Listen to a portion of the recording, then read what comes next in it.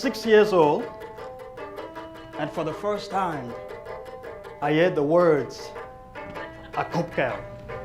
I'm Jeffrey Brian Salz. I am 6 years old.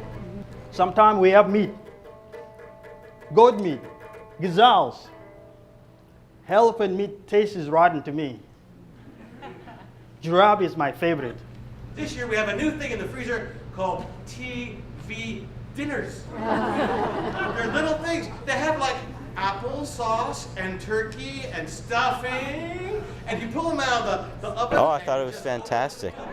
Really heartfelt, illuminating. Two souls who lived such different experiences, to then to find a place where they could connect so deeply that they can call each other brother, it's really inspiring.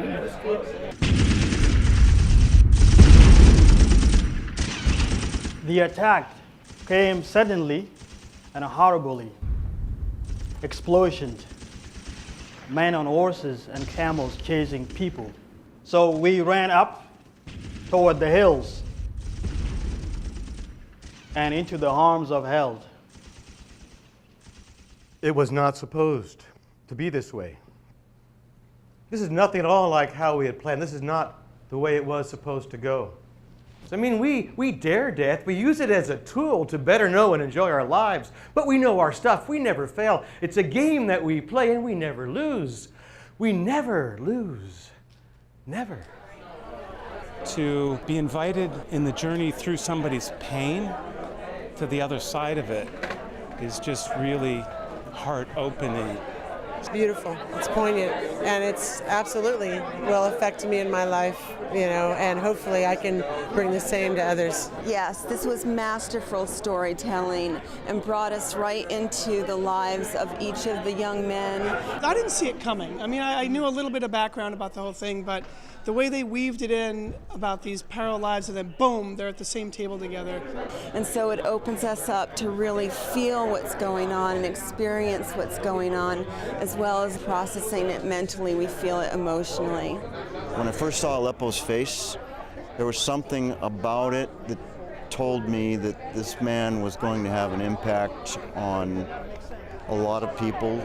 The performance quality of Jeff Salz, the way he commands the room as a theater person and theater creator, I was struck by his ability to own the room and own the space. The learning that I take away from the whole production, they're from radically different cultures, God knows radically different skin colors, radically different histories, but each of them, clearly, these are two individuals of character. It is manifest across cultures, manifest across skin colors, manifest across generations.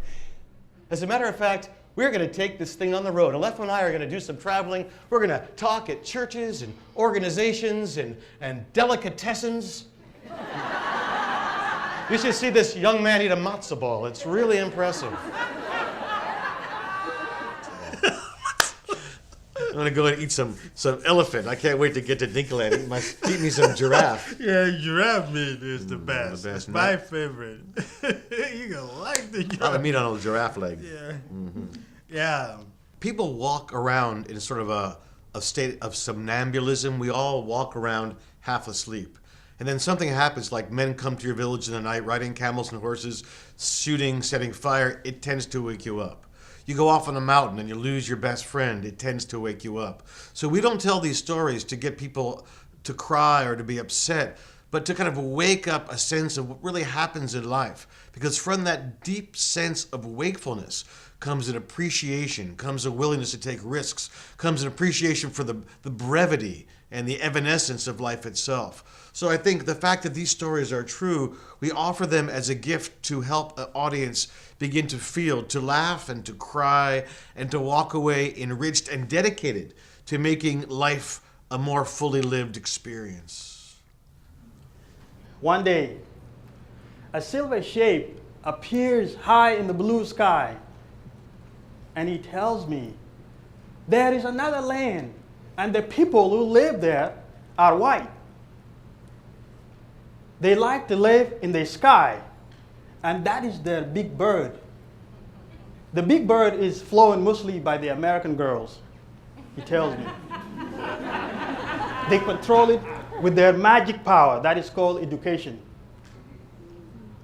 I imagine this American with their magic power, and I think I would like to cross the water and get there someday. We have a really dumb dog named Junior. Junior's a dachshund, doesn't do anything except bite you. You get too close to food especially. One time I got really close to my mom and she was making a turkey and Junior jumped up and he bit me on my stomach and he just hung there. It really hurt, but mostly it was just weird. Imagine having a dachshund hanging from your stomach.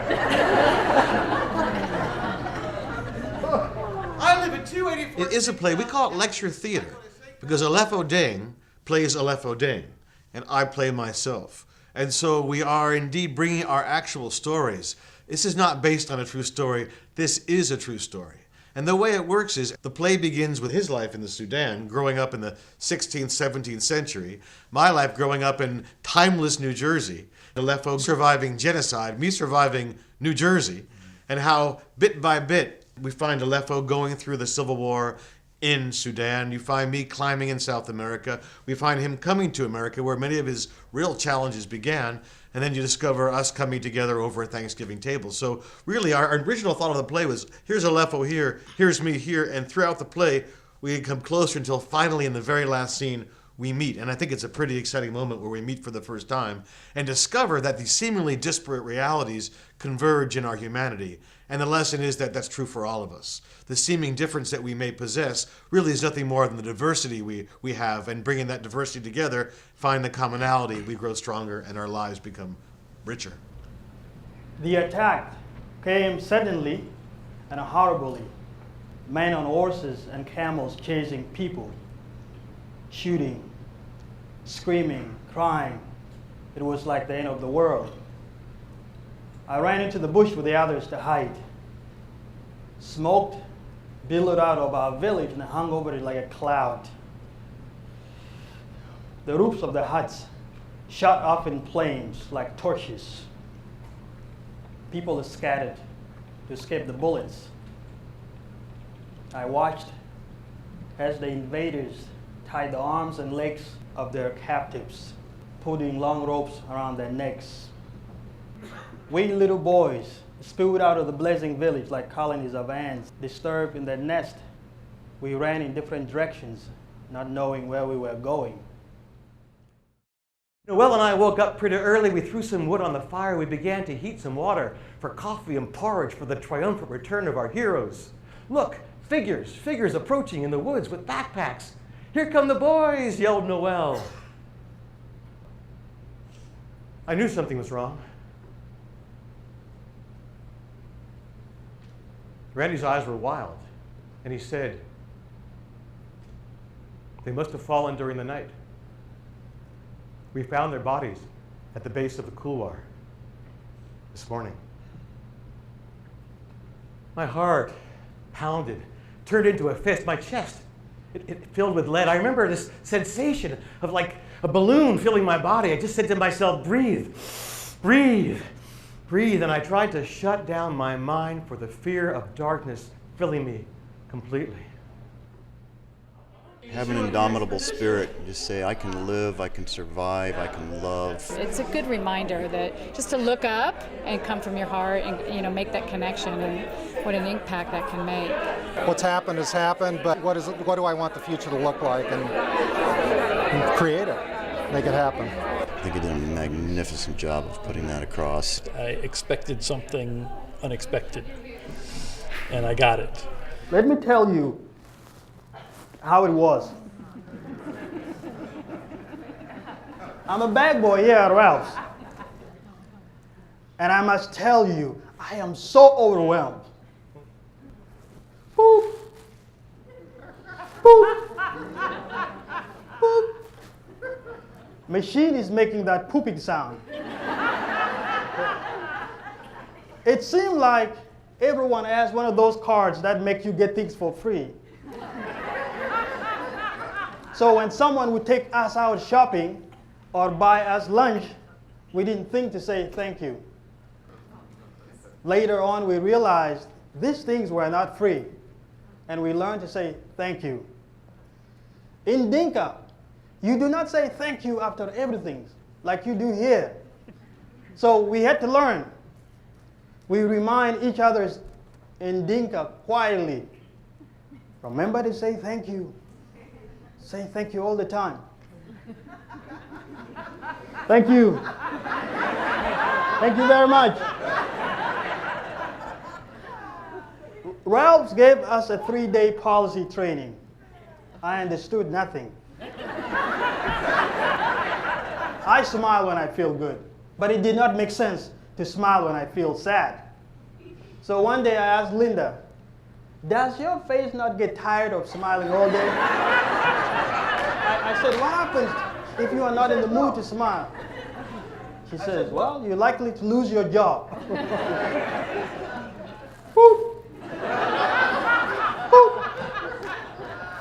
Boop.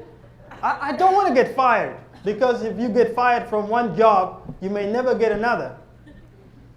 So even now, when I feel sad or stressed, I have my teeth showing all the time.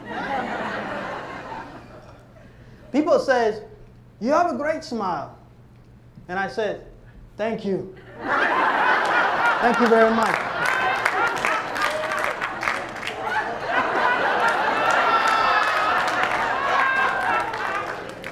Excuse me, I have got to get back to work. But I think the most amazing thing of all was our discovery that despite the different paths that we had traveled, and the different places we had come from, and the different circumstances that surrounded our journeys, our destination had turned out to be exactly the same. As a matter of fact, we found in the most important matters, there was not a single thing about which we disagreed. I believe the most transcendental experience that we can have as human beings is to find someone who ostensibly and visibly we have virtually nothing in common with, and discover as we tell our stories and share deeply who we are and learn about that person, we discover that we are not only friends and brothers, but we are essentially in our heart of hearts and soul of souls the exact same individual.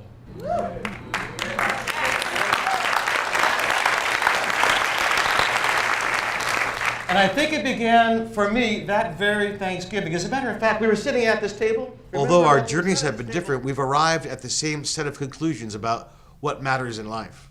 And telling those stories to each other, we've been able to transcend the seeming differences and arrive at those places that we so profoundly have in common. And what is that matters in life is building relationship. And what is a relationship? A relationship starts with a conversation. What's a conversation? A conversation has a story. What's a story? A story is when you share from the bottom of your heart. What is unique is that we combine this theater piece, which really opens people up to their own stories by sharing our stories and how our friendship progressed through the telling of our stories. We then offer them a vision that we call the highest common denominator, which is how an organization can be run not along the lowest values, but along the highest values that people possess. And then we give them the skill set to allow them to tell stories in such a way that we make the 180-second guarantee that no matter the culture from which you come, if you find someone even as seeming different as imaginable, in 180 seconds, using the skill set of the 4 touchstones in the hero's journey, you can create a connection. Dan Michelson, I'm the CEO of Strata Decision Technology, and I just got done bringing Jeff Salz and Alepho Deng in to speak to our team, and it's really a moving story, but really more a great lesson, and something that I would highly recommend anybody and everybody having that experience. The word company actually comes from the word compan, which is to share bread. That a company is comprised of individuals who are sharing bread together. But so very often they become disparate groups of individuals seeking their own ends. We realize that when people can share their story in 180 seconds, is that it allows people to be more freer and having a human connectiveness in experience, in spirit, in work. And I know that it's so much more fun to work at a place where people actually share a sense of camaraderie and joy. And it also makes that workplace so much more effective. So our goal in presenting the play and then the workshop is first to inspire people through the play to aspire to a deeper, higher level of living, and then help folks communicate about that kind of connectivity to allow them to enjoy the workplace more and function more effectively as team members and leaders. Just heard Dr. Salz and Alepho do their play. It was awesome. Everyone was engaged. They love it. I think our team's super pumped by their story. It was so motivating, and we look forward to having them. I work in our Champaign office, so I'm naturally distanced from most of the people here. Right. So it's harder for me to connect with people. So I think today will help me be more open, disclose more, put myself out there. It was very inspirational, you guys, and I love the matrix that you had between, are you over here or over here? I thought that's very helpful, and especially tied into our strength finders. I think it lets us connect to our really core measures, what we're trying to do with, right here in America, this impacts the entire world. And, bringing together a story like this really connects home. We're doing the right things, and we want to get on the right direction and really recognize kind of the meaning to the work that we're doing. So really appreciate it. This was incredible. Ako Kao.